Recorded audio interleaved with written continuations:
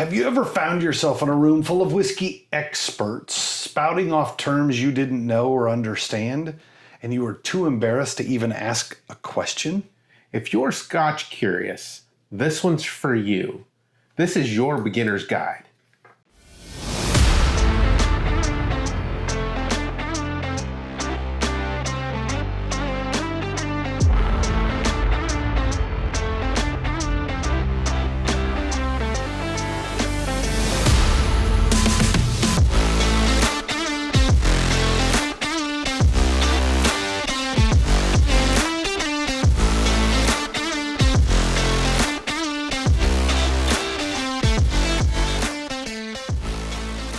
Welcome back, everybody, and thank you for joining us for this week's episode of the Noble Dram. We've all been there for something, whether it's whiskey or something else, in which the room seems to be throwing around terms and understand things at a level we don't even begin to understand how to ask questions for. And our job over the next 3 episodes is we're going to kind of demystify Scotch for you. I want to cover a little bit about why some Scotch taste one way, some Scotch taste another. What is the process that makes Scotch different than bourbon? Why you might like some and might not like others. I don't want to speak for Gavin. I like all of them, so it's a little different. Yeah, I'm a little embarrassed to ask a question, though. Can I ask a question? Sure. Can I have some whiskey? I mean, there's no reason to be embarrassed for that question. Okay, all right. So, tonight's episode, what we wanted to focus on is malt. So we're going to talk about what malt is, why there is malt, what does single malt mean. We're going to walk through some of those, but to that end, we wanted to start with a nice malty whiskey. So tonight, We're going to take the malt walk. I have for us the Bruichladdich 18 year. This one is a fun and fancy bottle. It's got a glass stopper on the top. It's probably not going to make it. It still was a nice sound. That's another dangerous topper, though. Yeah, it is. It's not so heavy so much, but it is. It is unforgiving. Yes. There is not a soft part to that topper at all. Not at all. All right, so like I said, we're drinking Bruichladdich 18 year. So, Also known as Lottie. so they've got a lot of different stuff that makes reference to the term Lottie as homage to the shortened version of Bruichladdich. This is not to be confused with the classic Lottie. The classic Lottie is their, I hate to use the term entry Classic? level. It's their entry level, right? No age statement. Their basic product. It's no Lottie da da. No, but it is a delicious whiskey. It's one I often, to the conversation point, it's one of the whiskeys I often use to introduce people to Scotch because it is such a light and non-offensive Scotch, if you will. Fair. Good point. So let's talk a little bit about this bottle, and then I want to delve into kind of what, because we're going to use terms here that we haven't identified and haven't defined yet. So let's start with this. This is an Islay single malt. This is unpeated. We're going to get to all these, trust me. This one clocks in at 50% ABV or 100 proof. Mm-hmm. This one carries an MSRP of $180. So this one is on the higher end of Scotch price, right? We understand that. Remember, it's a beginner's guide, not drinking beginner's whiskeys, right? So just understand where we're coming from. Now this one, aged exclusively on the island of Islay, whereas One of my favorites. We'll talk a little bit when we get into barrel aging that not everything stays where the distillery is, right? Mm-hmm. Each release is unique in the fact that they have blended a certain number of different barrels together, and we'll talk a little bit about that process when we get into barreling and bottling. This one, however, is aged predominantly in ex-bourbon and ex-wine casks. One of the things I really love about Bruichladdich, they're very transparent in the process and what went into that whiskey. So there's actually a code on this bottle. You can go type in on the code on their website, and it will give you a breakdown of all of the various casks that were blended together to create this bottle. So this bottle, or this batch, if you will, is number 23/217. So if you're lucky enough at home to have that exact same one, we're talking about the bottle you have. This is a 67 casks, right? I'm making reference to casks. We'll talk a little bit about this at some point, but that's different than barrel because there's an actual definition of what a barrel is, and that is not always what gets used when we talk about aging whiskeys. Some of those are bourbon barrels, ex-bourbon barrels. This happens to be a number of second fill bourbon barrels. This one also happens to have Semillon and Sauvignon Blanc, French wines, first fill, so first time they've had whiskey in them. Also, a port cask, first fill, and a Spanish Tempranillo, second fill barrel. Sorry, cask, I should say. All right, we're going to do a whole nother episode on barrels and the barreling process and the aging process and all that. So we'll get into some of what all those little terms mean. Remember, tonight we're focusing on malt. So, that being said, as we sniff, sip, and savor, I'm getting much better at this. As we delve into this whiskey and sit and talk, Gavin, I want you to explain to everybody at home the basics of what malt or single malt means and how that really defines Scotch being different than bourbon. Because I think that's a good spot to start. So before we really get into malts, I think we need to understand kind of a bit more of the rules of Scotch. Yeah, I do. Compared to bourbon. Let's say for the sake of argument, you have a basic understanding of the rules of bourbon. I want to focus attention a little bit on the differences more than the similarities. Right. So for Scotch, we can say single malt Scotch, but just Scotch in general, must be made in Scotland. That seems like a reasonable rule. Just like bourbon needs to be made in the United States, Scotch, Scotland. Yeah, that makes sense. Pretty simple, right? Yep. Scotch is protected by geography. Bourbon is protected by geography and recipe. But there are some rules to recipes on Scotch. There are some rules. But maybe not as obvious as we want them to be. Right. Okay. So, we might dive into a little bit of that a little deeper. But suffice it to say, both are geographically related to their origin, right? Scotch is primarily made of malted barley. Primarily. Single malts are 100%. Correct. That's the malt in single malt. Right. Gotcha. Now, single is really talking about a single distillery, right?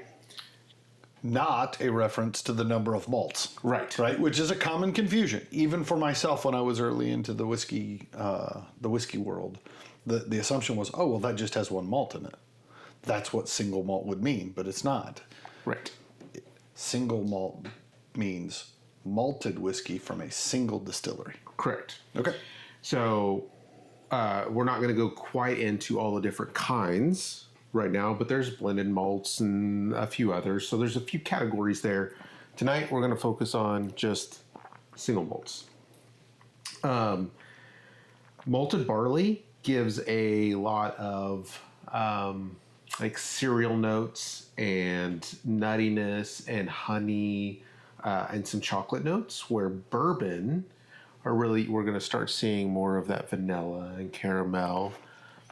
Ultimately Sweetness. coming from the corn. Right. Which is the predominant grain. Correct. In all bourbons. So right off the bat, if we're kind of starting to take notes, major difference, not just where it comes from, but because the grains are inherently different, you end up with different flavors, different levels of sweetness, different aromas, and taste that come out of that glass because of the grain that went in. Correct. Scotch is really grain forward in its comparison. Bourbon, you could say, is kind of barrel driven because there's a lot of barrel influence to a bourbon. You get that in Scotch, but being the way that Scotch is barreled compared to a bourbon, Scotch uses basically a second fill to its barrel, right? Yeah. It's an ex-bourbon, ex-sherry, ex-wine We'll barrel. obviously get into barreling in the barrel episode, right? Which is coming up. But there is a true fact in that bourbon has to be a new barrel, and Scotch does not have to be a new barrel. Doesn't mean you can't use new barrels. Exactly. But it doesn't have to be. But what that means is most Scotch distilleries say, well, a new barrel costs more than a used barrel, especially if the used barrel happens to be a bourbon barrel, because they can't reuse that anyways. So they tend to use reused bourbon barrels for the vast majority of that aging process. So that, when we're talking about differences in rules, one rule in bourbon is must be new barrel. That rule does not apply in Scotch. Right. Okay. Another big difference are ages. So for Scotch, we have to be at least 3 years. Where bourbon doesn't technically have a minimum age unless it's a straight bourbon where you have to be at least 2 years. Correct. There is no rule minimum, but there are labeling requirements that says if you make a statement on a label, then it must be certain things. Right. So we talked a little bit about... And maybe that's, before we step away from that, maybe that's a good thing. So when we talk about this being labeled an 18-year whiskey, a similarity in rules, the same way in bourbon, that denotes the youngest whiskey that went into that batch. Does not define the oldest whiskey in that batch. However, I think it's safe to assume that, like most manufacturers, they're not going to age stuff for 30 years and then put it in an 18-year-old bottle. If I think I can get more money for it as a 30-year, I'm going to sell it in a 30-year bottle. So it's pretty well understood that that's, although the rules say that's the minimum, you don't anticipate a much, much older whiskey in there. Right. Unless you find yourselves with, like, it just needs a little more time to kind of round out to the flavor that they're shooting for. Exactly. And we've talked about that on previous episodes where, say, our Barrel Craft Spirits episode where we interviewed Ned Anderson. We tasted a bottle decades, right? Which was like a 20 to 30 year Correct. Bottle, meaning that there was, I think 20 was the minimum age that was on there, but that may have been some 30-year-old whiskey in that bottle. This is where you get into that kind of weird loophole on the rules.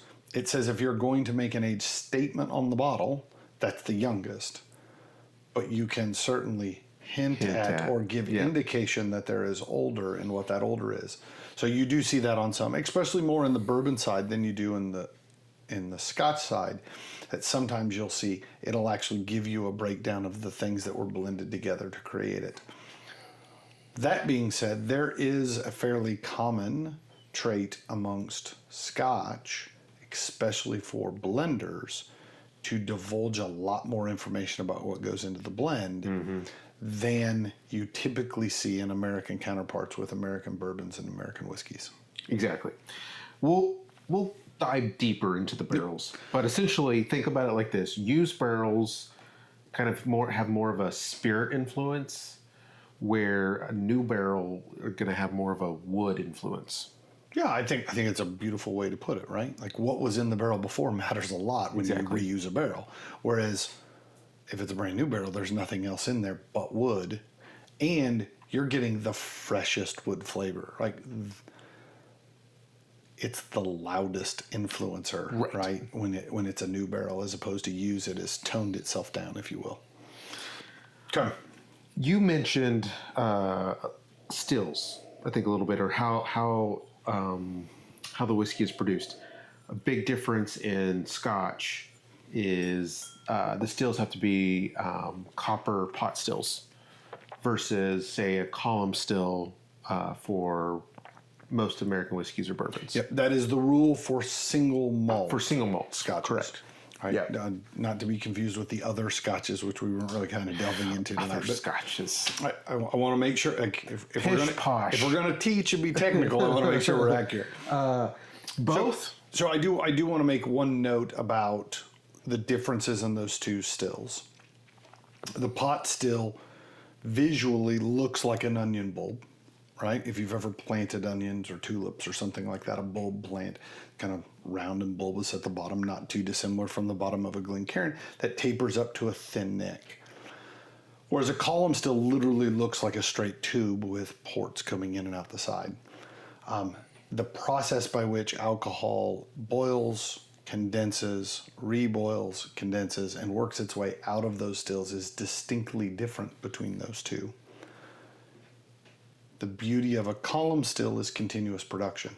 We just keep pumping liquid in, and out comes at different points on the still. 24 hours a day. You get alcohol in some areas, and you get water out in other areas, and you get other compounds in different places, and you get to control kind of how much you take out of each area. We live in Houston. In the petroleum industry, that's a petroleum cracker. That's exactly how they work, right? They pump crude in, and then out comes unleaded and diesel and creosote and like all these other compounds all come out of that cracker. Same concept as a column still. The advantage of a column still is obviously speed of production, right? It can run 24/7, and you can really pump out a lot of whiskey for what turns out to be a relatively low cost. But what that means is we can also strip down to almost nothing but pure ethanol, which means a lot of the character of the grains that went in disappears. So, in the world of Scotch, pot stills are used. It's the only option you have for single malts. So single malts tend to have a lot of grain flavors that show up in the whiskeys. Whereas single grain whiskeys or others, right? Think vodka production as an example. They're trying really hard to remove all of that other stuff. And so column stills work really, really well for those. So all of that just changes the profile of the liquid that ultimately reaches the barrel, which ultimately changes the flavor of the liquid that leaves the barrel at some point in the future. Yep. So, Look at you, Professor. I haven't even got to the professory part. No, I know. I've got like chemical compounds and stuff written in my notes. Gosh, look at this guy. Speaking of that, Okay. no added flavorings, but that can be said to both Scotch and bourbons, single malt Scotches and bourbons. Yeah, so by definition, your Jack Daniel's Honey or your Blackberry Crown or your Cinnamon Fireball are not bourbons. They're still whiskeys. Yeah. But they don't meet the requirements of bourbon because they've had artificial flavors added. Also, if you're drinking those, step your game up. Sorry, I was just... Wow. It dawned on me the kinds of people who probably drink a lot of Fireball and really enjoy Fireball and honey and apple ground and all that kind of stuff. Are so offended. Might not be the target audience for this yet, but we're encouraging you to listen and learn and find a better sip to put in your glass. We all have to start somewhere, right? It's true. From that point, there's nowhere to go but up. And sorry, I said what I said, and I stay behind it. you know what? That's okay. That's okay. And maybe one of the most important differences between Scotches and bourbons. Do you know what I'm going to say? Whether or not you have to wear a plaid while you drink it. Oh, that actually could be a really fun rule. Like I think I don't currently have any plaid on. I don't. Maybe my socks. No, the spelling. We're going to talk about the spelling. Oh yeah, the E. The E. So in bourbons or American whiskeys, there is an E in it. EY at the very end. In Scotch, Normally, that's not actually a rule in bourbon, though. it's not a rule. Because if you drag out a bottle of Maker's Mark does not have an E. That's fair. They're one of the very few. it's predominantly E based Right.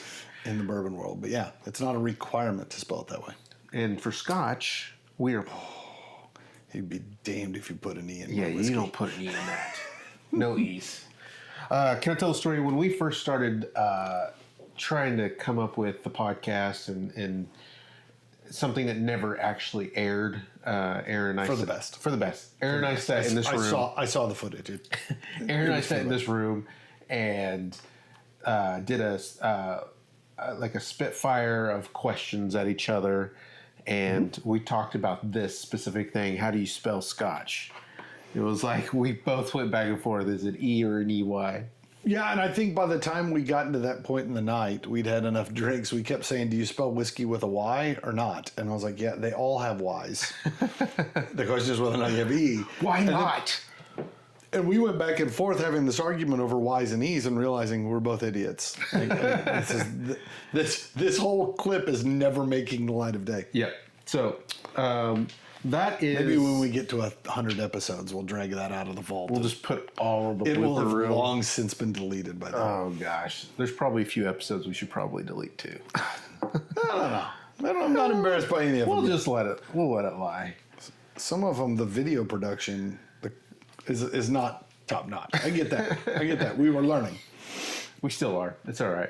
All right. Do we want to? Sorry. Yeah. No. Still stuff to go? No. I think that I'm not trying to covers- rush you, but I felt like that was very all encompassing. Yeah, I think that shines the light on the basics of what Scotch is compared to, say, bourbon. All right. So I'm that kind of guy that likes a little bit of repetition, makes it a little easier for me to remember. I like to say, this is what we're going to learn, then we learn it, and then this is what we did learn.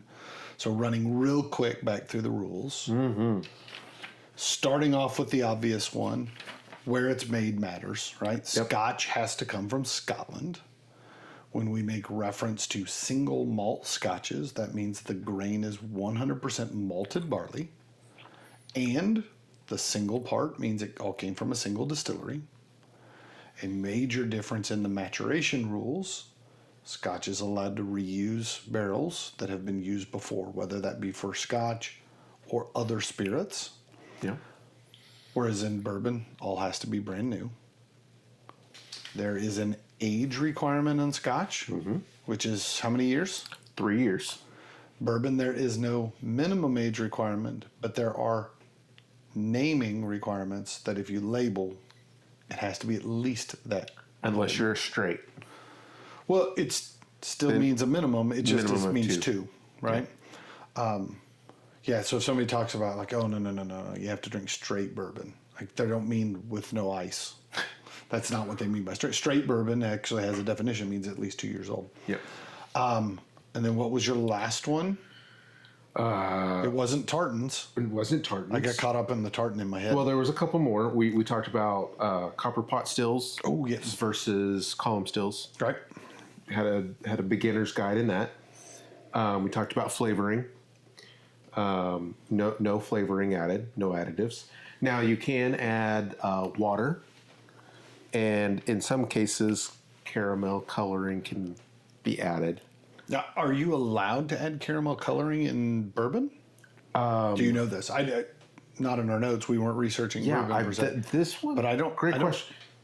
Let us know. I don't recall there ever being turmoil over somebody using colorings or not in bourbon, and so I know it is a massive debate amongst Scotch drinkers as to whether or not that actually impacts. And although we didn't mention it, this whole charcoal or chill filtered or not chill filtered, right? We'll put that into the barreling, right? Kind of that barreling and bottling episode. So I think that's a pretty solid synopsis. So going back, now that we know those things, let's kind of revisit the bottle setting in front of us, right? So first off, this is a single malt Scotch, Yes. right? From the Bruichladdich distillery, so we know it all started in Bruichladdich. We actually made reference to the fact that these are actually aged their entire life there. 18 years, so we know it meets the minimum. We know the grain profile. We know because it's a single malt, we know what type of still they've used to make it. They have shared with us the barrelings, so we now have an understanding of what went what it matured in, and ultimately came back together. So, I want to know what you think of it. What do I think of it? Yeah. I think it's I saw you writing notes. So I think it's very complex. It's not. What I would say is, this is not your typical Isla Scotch, or that you think Isla Scotch. So when somebody puts an Isla Scotch out there, they may not be trying to trick you, but Isla does have a certain terroir. Yeah, we didn't talk regions. Right. Part of why I didn't want to talk regions yet is the region that everybody knows is Isla because of its predominant flavor profile. We have picked 2 whiskeys tonight that are both from Isla that buck that trend. Exactly. Part of this, when we get to the peat episode, I'm going to make reference to the fact that these were unpeated whiskeys and what does that mean, and that just because you're in a region doesn't mean it absolutely has to taste like this, right? Because they're guidelines or they're norms, but there's always exceptions to all of those. Exactly. So, keeping that in mind as I'm sniffing, sipping, and savoring, I've already done all of those things. I think the nose, there is a syrupy fruitiness to it that I got. I think what came to mind was like a waffle that's got, or French toast that's got fruit on it, like sliced fruit almost. Okay.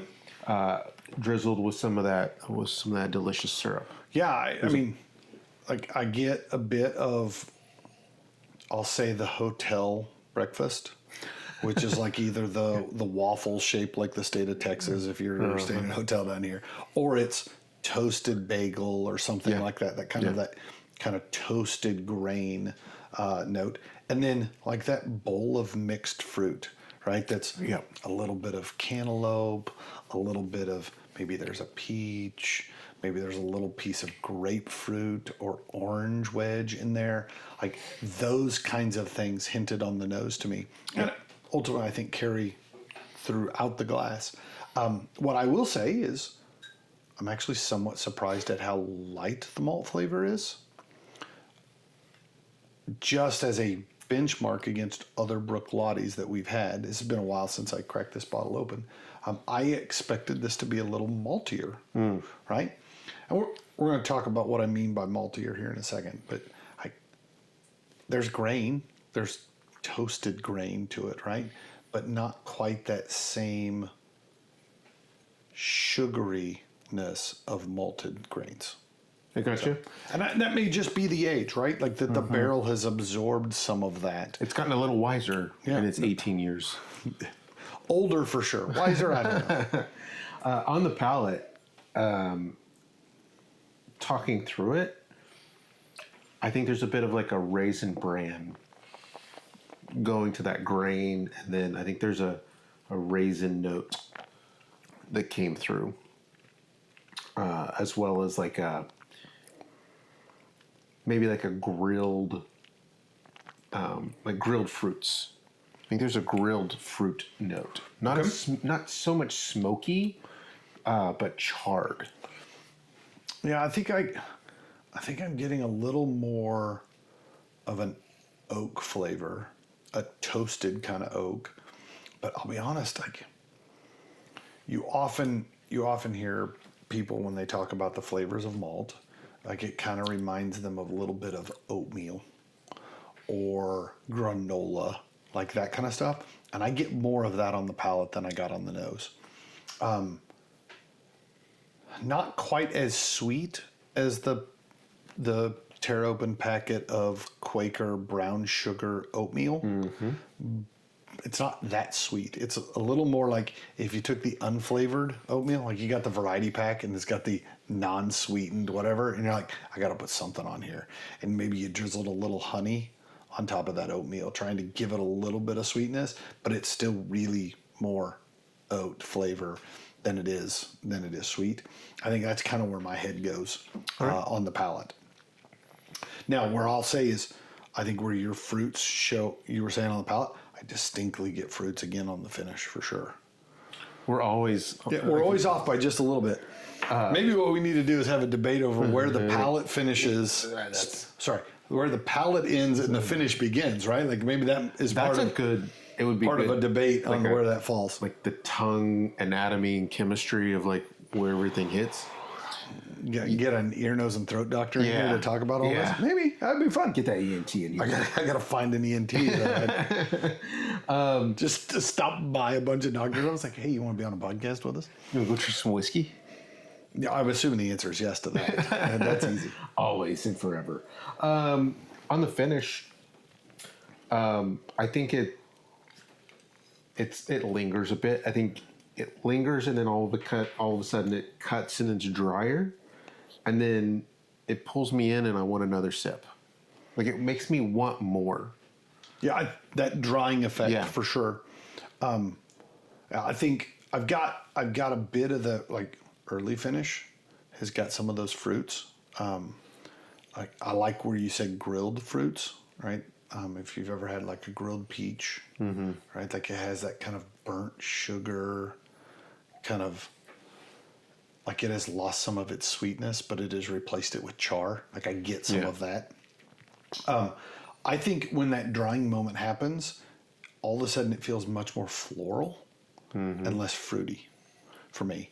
Like it's like sometimes when we say floral, we mean plants, right? They're not necessarily flowers, but not plants. the rose that's on your table. But this one, when I say floral, I mean flowers, right? Like it has that kind of floral. It's a fruity bouquet.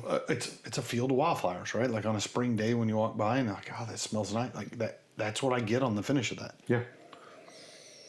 Well, I think it's time. I gotta write a number down. Yeah. Me too. This one's a tough one for me. Sometimes I forget to write your score down, and then I have to go back and watch everything and try to figure out what your score was. So, I'm gonna be better about it this time. Gavin gives it an 84. 84. All right. Why 84? It could have been 85. I'm just saying. Yeah, I mean, it was so close. We're splitting hairs. 84. It is a bottle that I would love to have on the shelf. It intrigues me. It makes me want more. But the thing that I think docks it a little bit for me is the sweetness. Like I don't get much of the sweetness on the palate or the finish. There's just something like I just want a little bit more. Like the proof point I think is great. I think ABV being 50% ABV. I like that. I like that proof point. The problem is I just want a little sweetness to it. Just a little bit more at the end.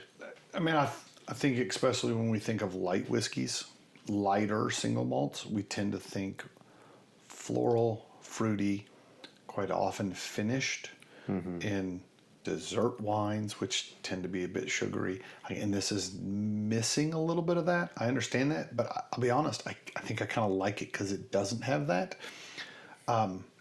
My fear is that if you introduced a little bit too much sweetness in this, like if I wanted sweet whiskey, I got other sweet whiskeys I could go drink, right? So I'm setting it in 86. I like this one a lot. I think this one's a great one. I think I'd actually been just a smidge higher. The problem with this one, being an 18-year-old, right, that carries a price tag. At $180 a bottle, MSRP, this is not a cheap drink, right? I will say I think it's worth $180. But if somebody was coming over and saying, "Hey, I've never really tried anything from Bruichladdich," like I'm probably not pulling this one out. This one needs to be a little bit more held back just because of its price tag.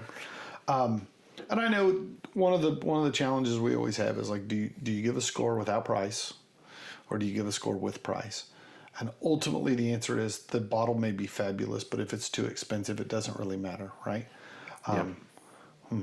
my kids used to talk about getting a great deal on a car. And I was like, I still don't want to pay that much more for a car, right? Like, it could be, the Ferrari may be half price, but I still not paying that much more money for an automobile. So I think you start to flirt with that line when you get to a certain point. Like, it's good, it's just not worth that money. And if the only way to get it is to spend that money, I guess I'm not going to have it.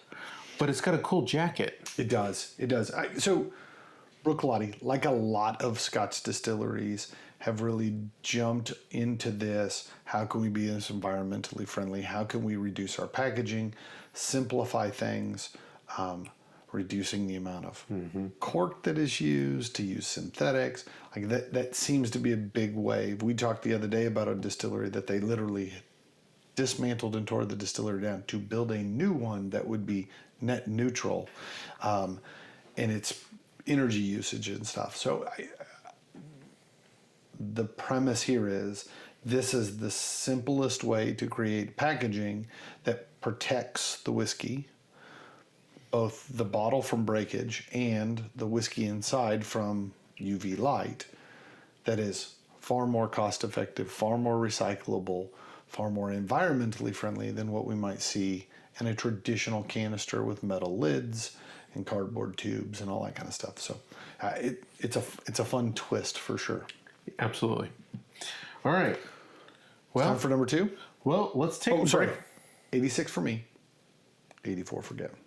And let's take a break real quick. All right, we'll take a break. All right. What if your next pour actually meant something? Not just a good night, but doing real good.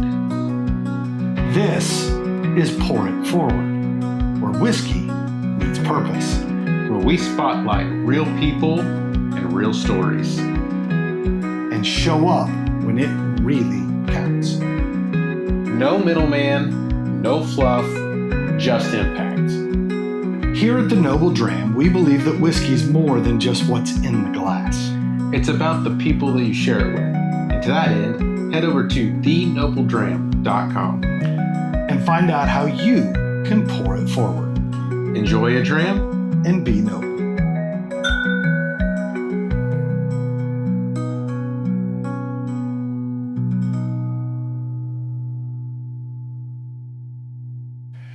Thanks everyone for hanging in there.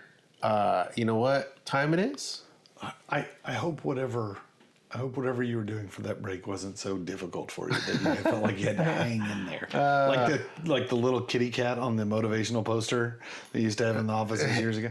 You're too young. You had young. cats You're on too your young. poster. Oh you don't remember like the motivational posters? No, mine had like success, and it had like the guy hanging on to the mine cliff. had like Michael Jordan. And there was kitty cat. There was the one that has like the little cat like hanging on to dear life over the edge of something, and it's just hanging there. Is what it said. You're gonna get PETA all over us. I didn't create the poster. You can be mad at me for a multitude of things. That one, not my fault. Not your fault. All right. You don't even have a glass in here. Well, that's good. No, I know. Well, I finished that one. All right. Well, it's time for a new one. Time for a new one. This is the Bunnahabhain. I just love the way that rolls off the tongue. So, as my wife would call it, Bunnahabhain. Oh, look at that's a very reasonable pour, especially for you. I'm learning. Put that over here so everybody can see it. Over here? No, right Up here. No, right here. Jeez, All right. Can't take him anywhere. Whoa. So this is Bunnahabhain. You almost gotta say it like throaty. Yeah, get it back there. I mean most Gaelic is kind of an aggressive language. Bunnahabhain. Bunnahabhain, 18. From the Isle of Islay. This is again unpeated single malt Scotch. This one, wow. Yep. Wow, distinctly different. No, so different. We're clocking in at 46.3 ABV. To do the math, we're 92.6 proof. 46.3. Okay. Yes. Gotcha. I'm checking your math in my head over here. You're like, well, carry. Okay, 2, 7. Okay, gotcha. We're matured in ex-sherry casks. Non-chill filtered and natural color. Yeah, that's a dark dark single malt. As our good friend Big Chief would call it, dirty bourbon. Dirty bourbon. So this, though, you said is matured in sherry. Yeah. Okay. All right. So maybe maybe there's nothing dirty bourbon about this at all. Dirty bourbon.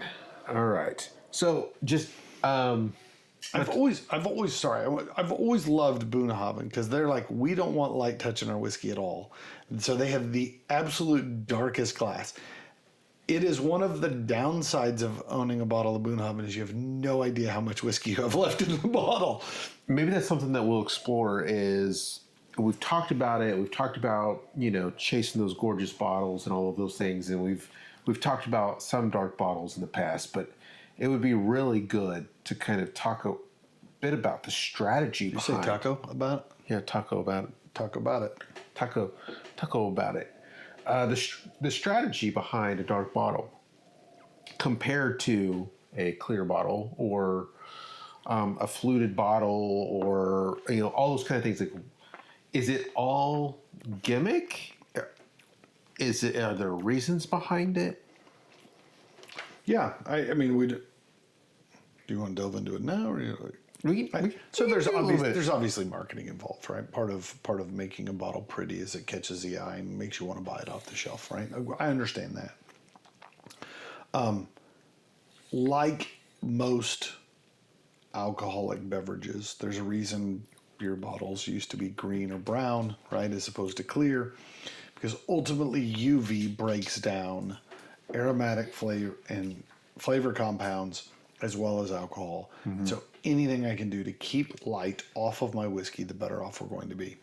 So what I'll say, to that end, the bourbon world seems to proudly display how dark their whiskeys are, right? So if you look over our shoulders, you'll notice almost every bourbon bottle does not have a canister. Go to the stores, walk out down the aisles. They're all out showing off the color of their whiskey.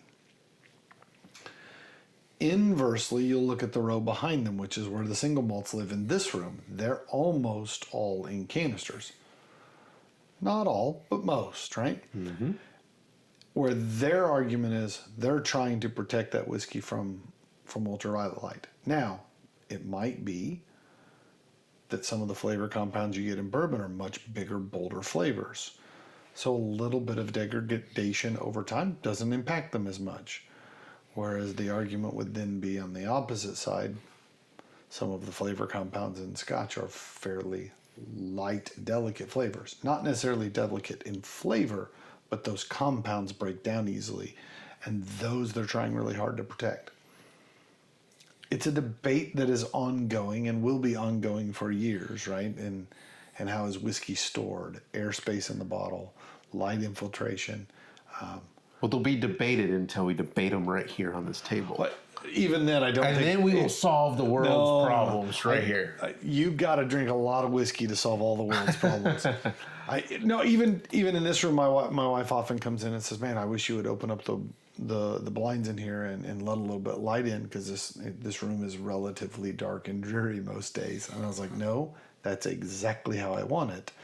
I want my whiskey in here to be as delicious when I put it in the glass as it was when they put it in the bottle. So I don't know as if there's any truth to it, but it's certainly the old wives' tale, I believe. There's a little bit of magic.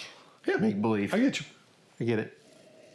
All right, you got any fun nuggets of knowledge about the Bunnahabhain distillery? The distillery was founded in 1881, and 3 years later began production in 1883. It's Gaelic, so Bunnahabhain is Gaelic for the mouth of the river. Really? Yes.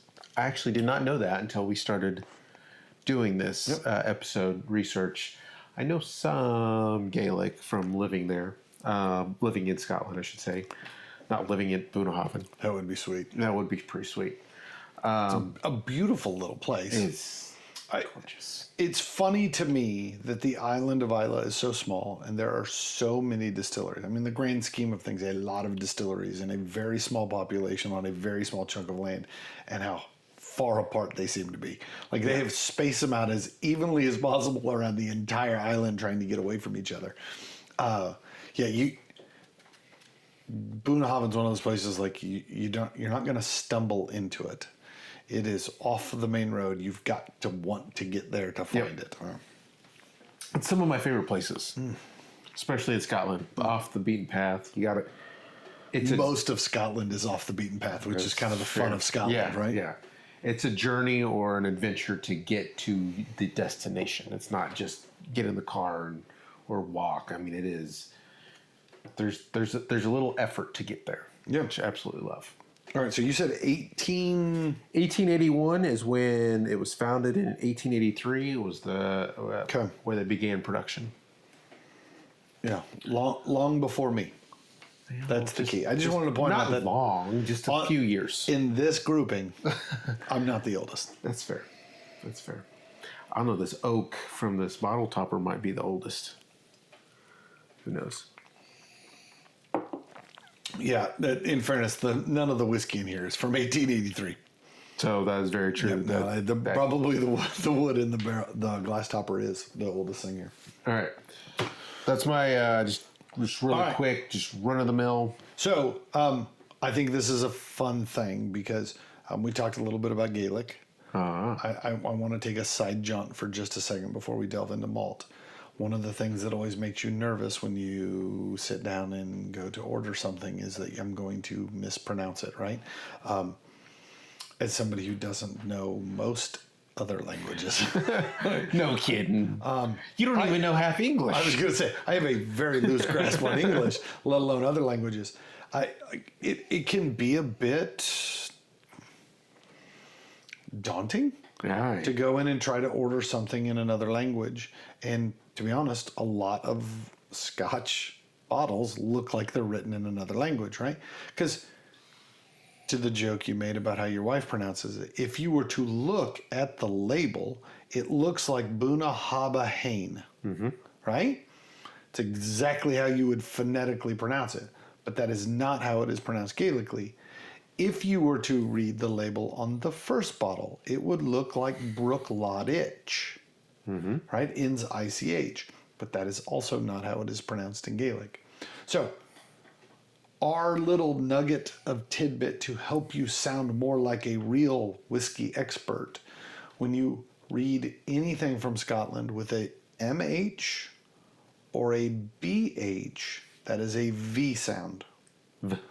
So when we say cheers at the end of every episode, we say cheers in Salanja Va. The Va in that word is spelled MHATH. The TH doesn't sound like th, and the MH doesn't sound like mah. Right? You didn't know you were getting And then also Gaelic list. to Brookladich, CH is always pronounced as a K. And so when we talk about any of our other distilleries and we start talking about the way to pronounce words, like you'll notice that shows up repeatedly when we talk about Glendronach, right? It's not Glendronich, right? So you kind of see some of that. So that will help you feel less like a fool when you order something and then the waiter goes, I'm sorry, you mean Brookladich? Yes. What I will say is, unless I you're, like the way you say it, but without all that damn attitude. unless you're in Scotland, no one else is going to pronounce it right either. Yeah, but the fear is you're going to run into the guy who knows how to pronounce it, and then you look silly. And then you say pish posh on that guy. Yeah. He all of a sudden throws back his coat, and it's tartan on the inside, and he corrects you on your pronunciation. What I would say to that is, if you ever run into somebody that is totally pretentious when it comes to how to pronounce something, when it comes to whiskey, just let it go. Let them have Kick him in the crotch. Let them have their moment. Be the kind of person they're going to be. You do you. You go in there. You order that scotch. You order that whiskey. Because in reality, for me, we've talked about it in previous episodes. This is where I started. I started in Scotch and then ventured into bourbon, and I was intimidated by that. Yeah, I mean, obviously, familiarity makes you feel Right. comfortable. I will also say, took a trip to Scotland, and what I found out is 3/4 of the places I was mispronouncing, right?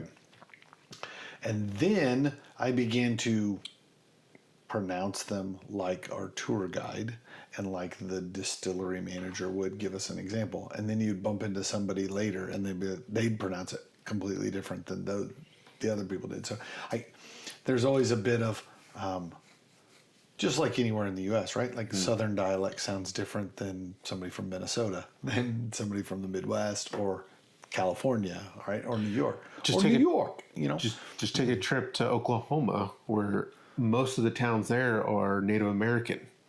Yeah, so I grew up in north central Kansas, and north central Kansas and central Nebraska is kind of that area that is claimed to have no accent. That's that spot that is the sweet spot. It's actually a fairly common thing for like people who are studying to be newscasters and stuff to go live in Nebraska to learn how to speak without an accent, so that way then everybody can understand. But I'll be honest, there's still words I say them and everyone's like, that's weird to hear you say that. Like, I grew up in an area of the country that says warsh. Oh, like yeah. There's an R in there. Like there's no R. So yeah, we all have weird The versus the. No, it is the. The most important is it's the only one, right? It's the Noble Dram. If you're saying of all the Noble Drams, this is the important one. How do you spell the versus the? They're spelled the same. Oh. But I'll point out on the logo, when you look at it, the is a different font. It is secondary to Noble Dram. That's why I say the Noble Dram. All right. I'm not saying I'm right. I just say I have a reason. That's all I say. That's all I'm saying.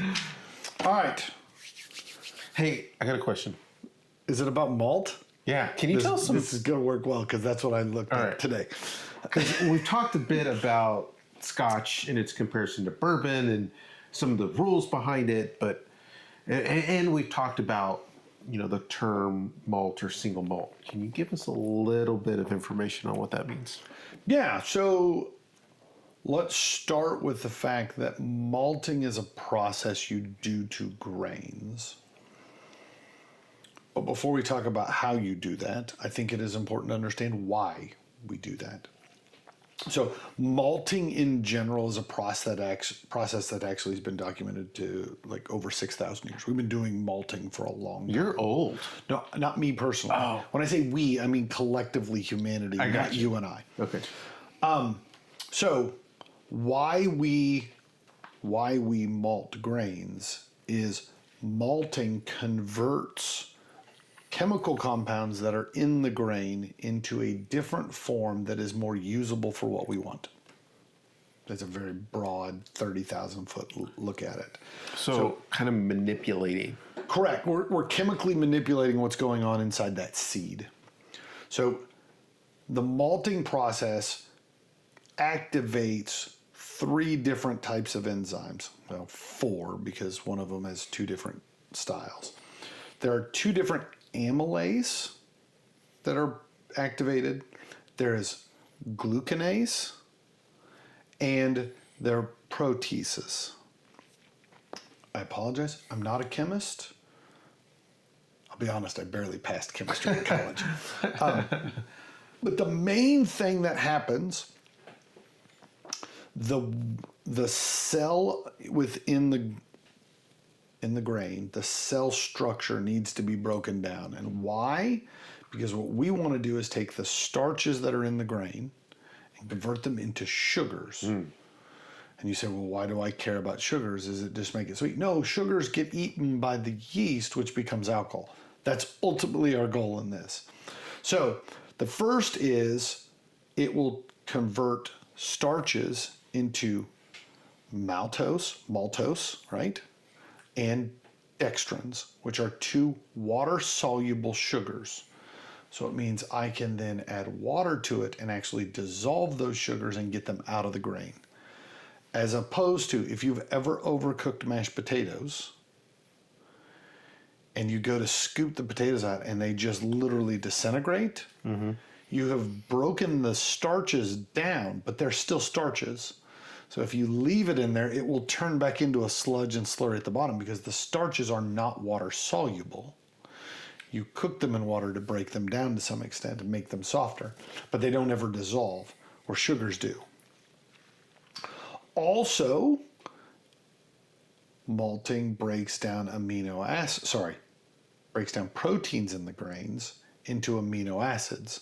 Those amino acids also, in contact with yeast, become all of the other various aromatic compounds.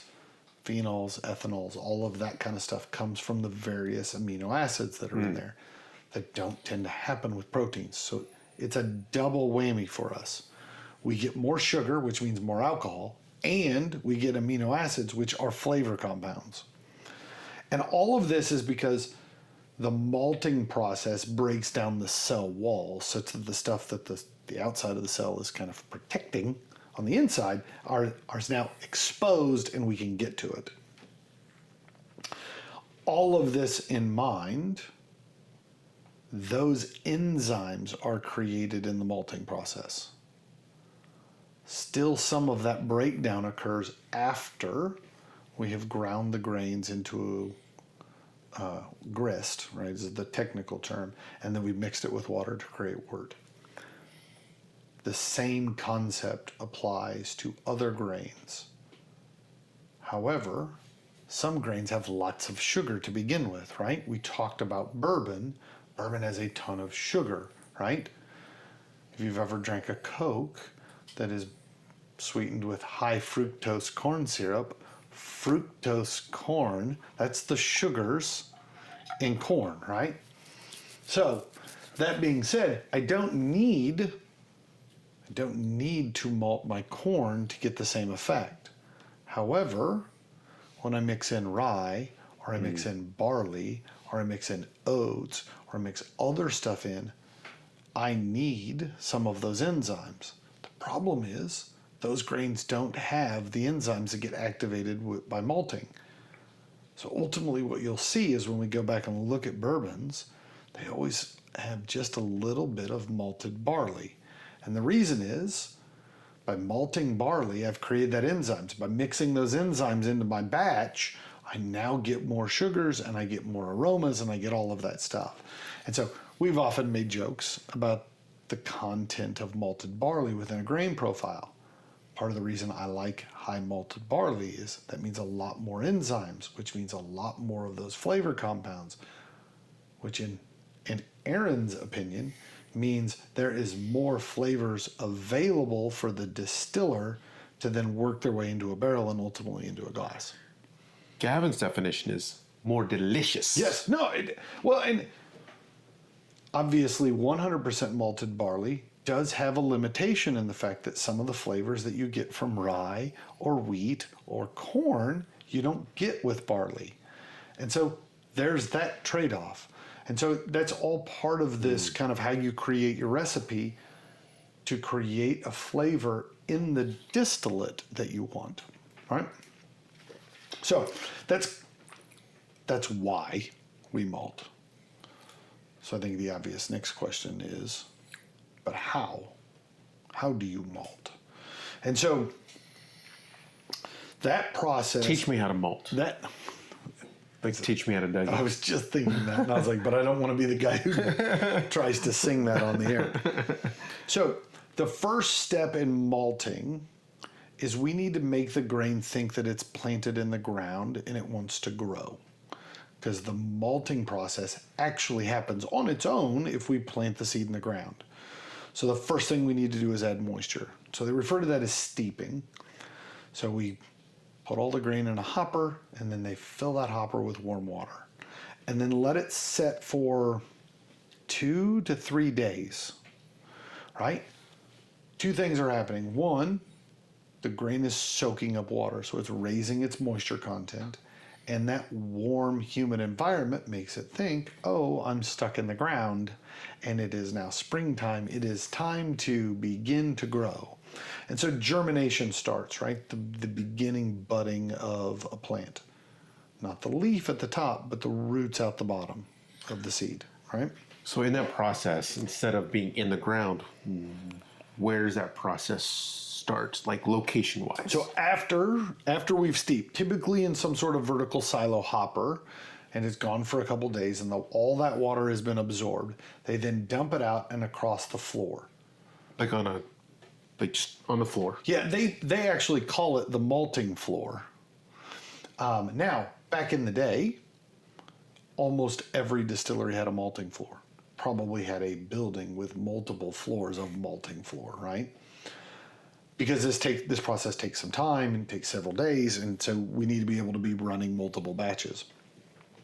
Now, most distilleries purchase malted barley from a malting company, and they use, rather than a floor where they just spread the grain out evenly, they tend to use rolling hoppers, right? Think rotisserie cooker, but for grains, right? So I put the grains in. The question is, why do I need to do that? And the answer is, as I set that grain down, it begins to grow out roots, right? That's what first thing it does when any seed grows. It puts roots out. Well, if I leave it alone, it thinks it's in the ground. It's going to grab onto everything around it to hold itself in place. Grubby little hands. Yeah. And so what you end up with is a big rug of woven root barley stuck together. So on a malting floor, you have to go turn that malt, right? Total side note, I didn't have this in my notes, but I think it's a fun story. So they used to be guys. They were the malters. They would go in with essentially what looks like a big pizza, snow shovel. Yeah, like a snow shovel or a pizza paddle, right? And would go in to just turn the grain over, just to keep it bounced around so it didn't have a chance to grab onto anything else, right? And you're like shaking the popcorn in the old pot when you were a kid. So that tool was referred to as a monkey. Why? I don't know. But there was a degenerative disease that tended to impact these guys, where the cartilage in their shoulders would break down over time from just literally spending 8 hours a day scooping and turning. Like when I say continuously, like they would literally get all the way to one end of the room and then go back and start at the other end of the room and keep going. And they did that all day, every day. And so that disorder of your cartilage wearing out in your shoulder was referred to as monkey shoulder, which most of us now know as a fairly famous blended malt whiskey that has the name of the monkey shoulder, which actually has monkeys on the bottle now. Yeah. It has nothing to do with the animal. It is in reference to the disorder the malting guys would get from turning malt all day. I think this is a bit of monkey business. Yeah, no, it's craziness. But now they use rolling hoppers, right? So the grains just keep kind of tumbling on themselves. That process typically takes about 4 to 5 days. And when it's done, they refer to that as green malt. Because it's green because it's growing, right? Not green because there's leaves yet. The idea is to stop this before the leaves come. Why? Because the process of growing leaves consumes sugars, which I just worked really hard to get into the grain, and I don't want to lose it to the growth process. So they're literally teasing it. Yep. Like, yeah, we're making it think, and just as soon as like I think it's about ready to sprout green, it's time to stop that. Well, how do you stop it? You dry it, right? It needs that high moisture content to get where it is. So that malt on the floor might have a moisture content of like 40 or 50% moisture. I now want to drive that down to like 5% moisture. Well, like anybody else, if you wanted to dry something out with as wet, you put it in a hot, warm environment. Like a dryer. Like a dryer, or put it in your oven and you toast seeds, right? That concept is exactly what happens here. They refer to it as drying or kilning.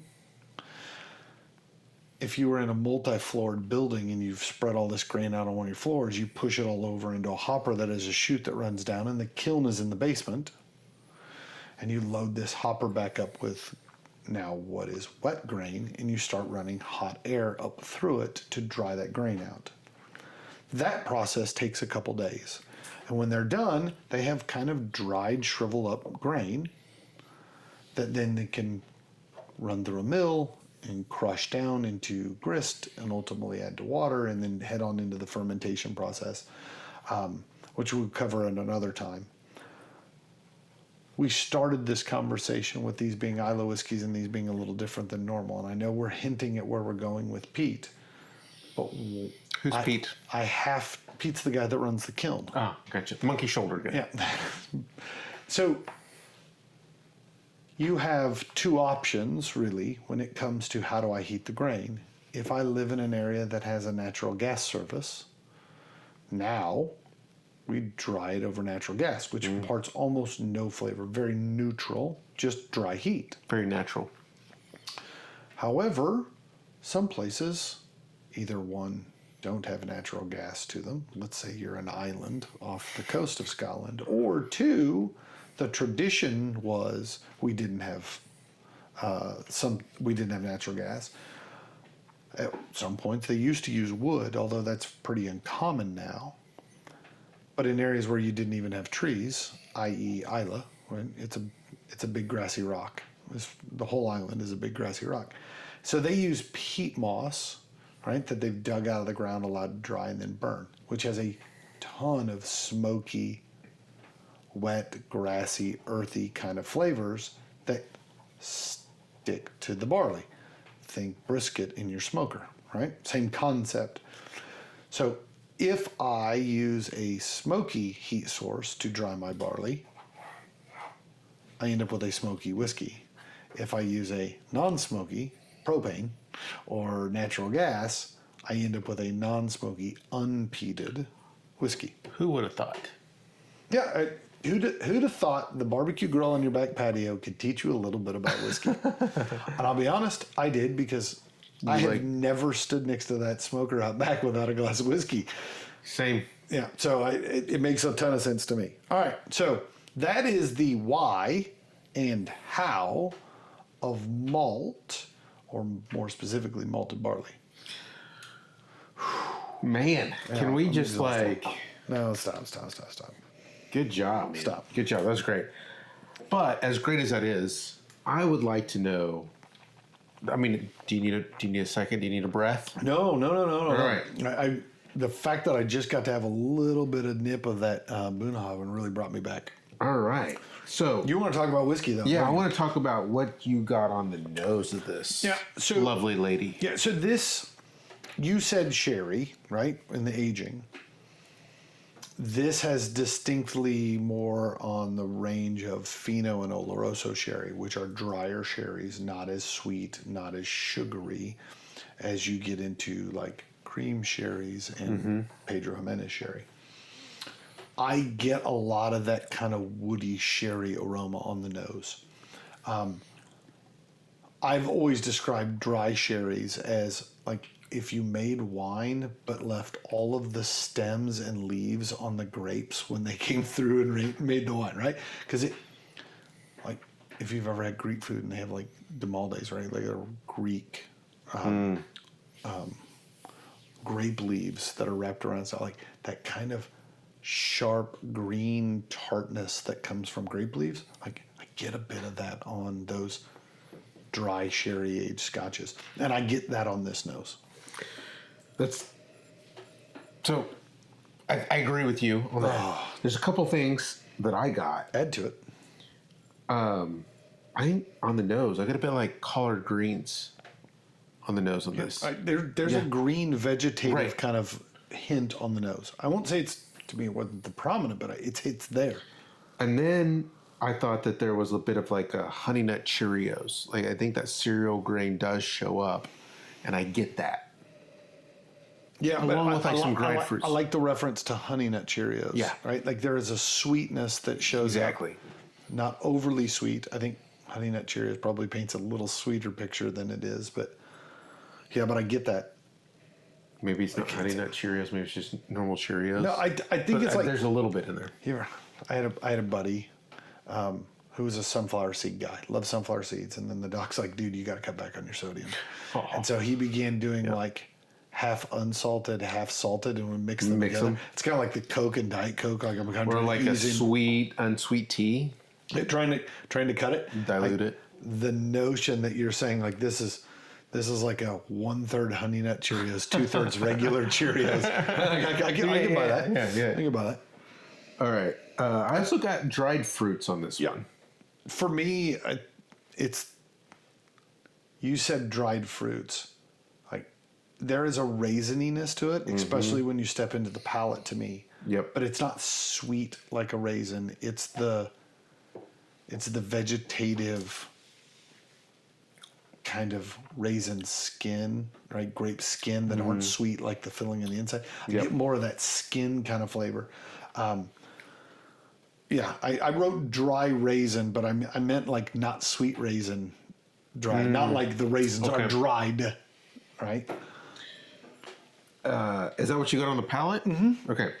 On the palate, I thought there was a bit more like, we talked that green leaf. There's a bit of like a sea salty, almost seaweedy kind of palate on this one for me. It's amazing to me how often you describe in one phase what I have written down on another. It's uncanny. And then I there's a spice to it, like a baking spice, nutmeg maybe. I couldn't put my finger on it, but yeah, I might actually have said clove. Maybe clove over nutmeg. Kind of reminds me of the like we make a brine for poultry and stuff when we're cooking, and we often use clove, and I don't typically use a lot of nutmeg in, but there's something in here that reminds me of the brine, so that's why I'm thinking. Yeah. So I had written down woody and seaweed and salt air on the finish, because it's not that the whiskey tastes salty, but it makes me think I'm sitting on the patio near I was going to say beach, but I don't think beach is right. Like this feels like it should be a rocky coast, right? Not a beach. But yeah, absolutely. God, I'm going to need a splash more. Sorry. Man. No. You said that was the perfect pour. No. I said it wasn't. I said it wasn't a Gavin-sized pour. Oh. It was just a smidge short. And I mean, I think it's a testament to how good it is. And I know we're going to toast here in a second, so I need just a little bit more. Yeah, I'm holding back a little bit. On the finish for me, I think there's a bit of, I put saltiness.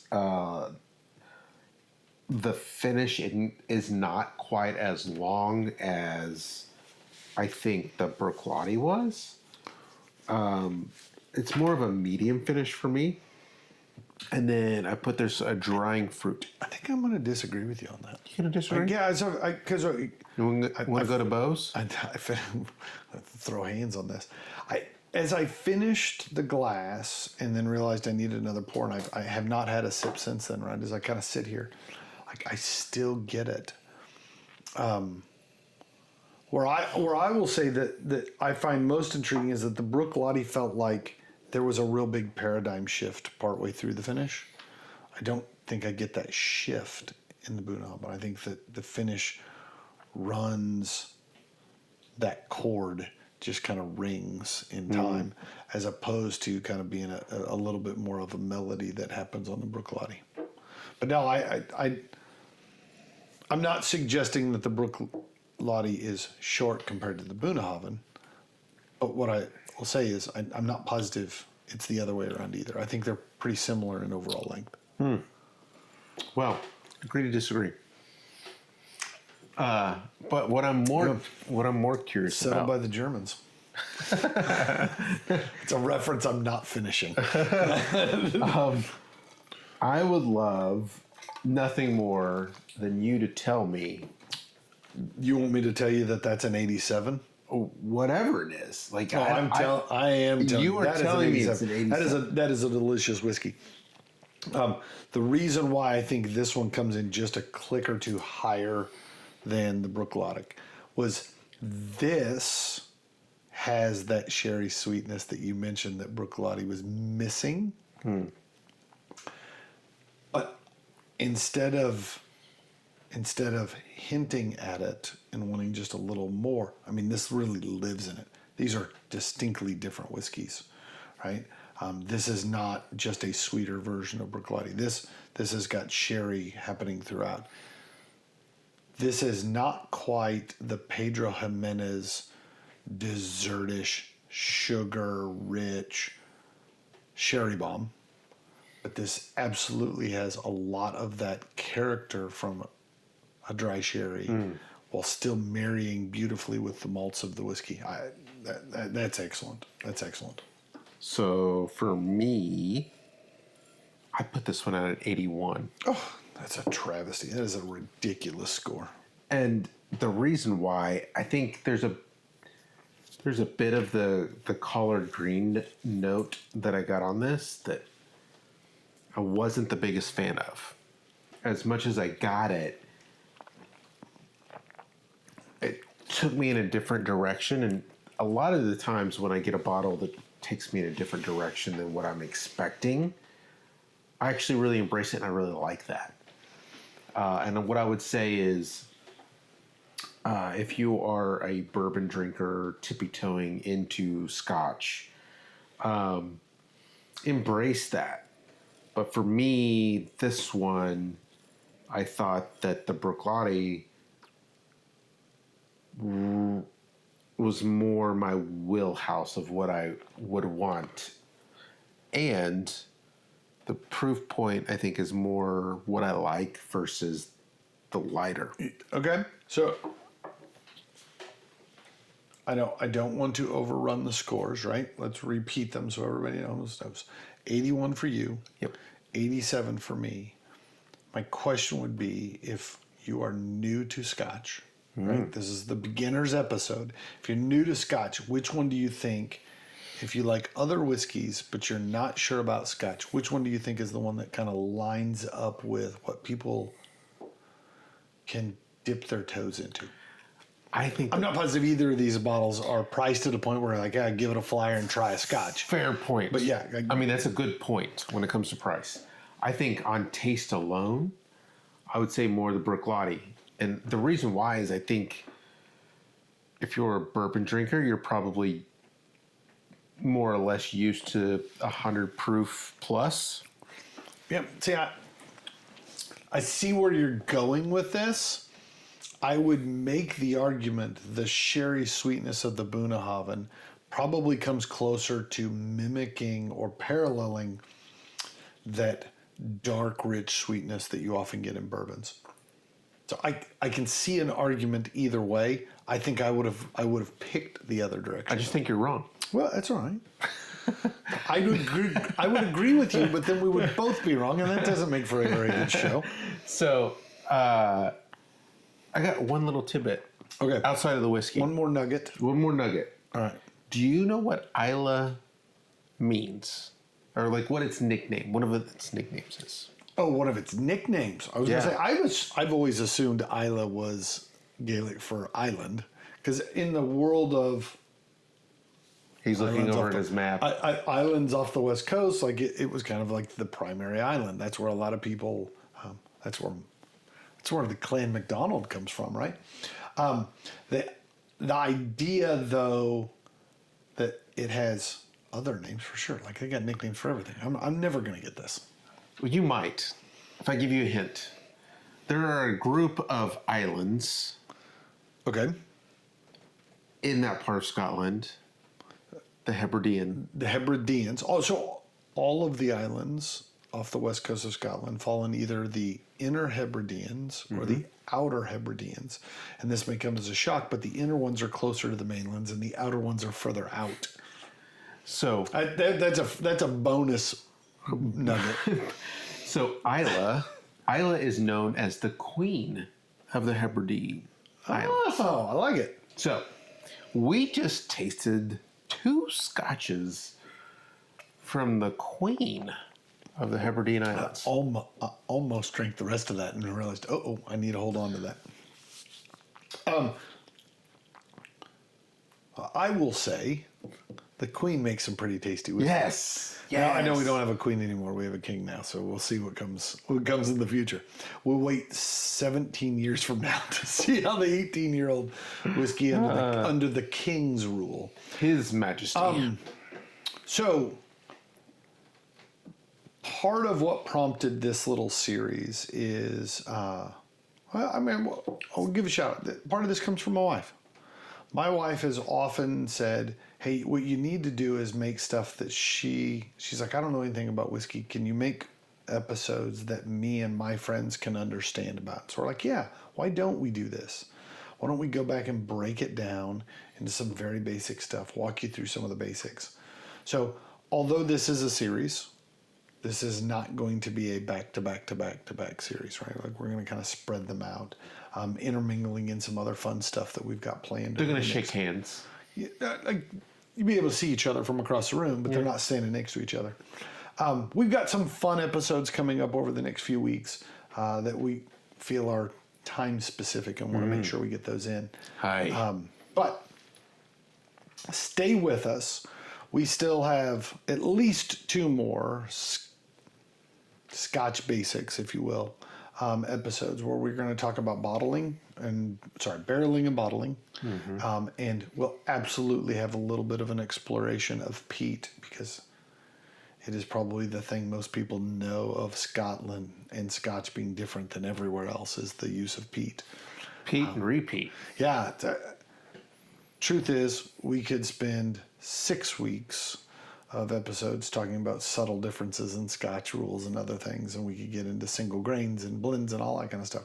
We probably won't delve that deep. The idea is this is to somewhat be a beginner's course, and then I'm talking about amylase and glucanase, and no, I got way too deep. We dove deep. Yeah, we dove deep tonight, but the shallow end of the pool had a deep spot in the middle for sure. So until we see you again, cheers. And bon jovi.